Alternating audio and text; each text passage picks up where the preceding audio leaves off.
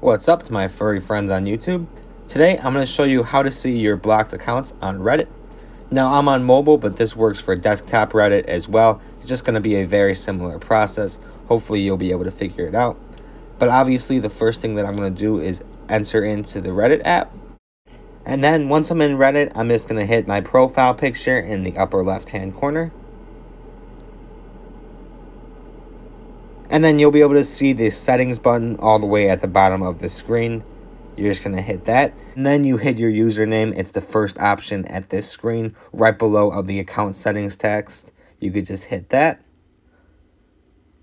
And then if you just scroll down just a little bit, it's going to be right below the Apple Connect tab.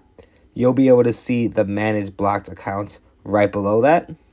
And then you could see for me that I have no blocked accounts, so it's going to just come up with this screen here. But obviously, if you've been using Reddit for a while, you're going to be having some people that you've blocked throughout the years. And you'll be able to see all of their usernames right here and unblock them if you have to. This is super helpful if you blocked a friend as a joke or something, and now you can't find their username and add them back. You could just unblock them through this.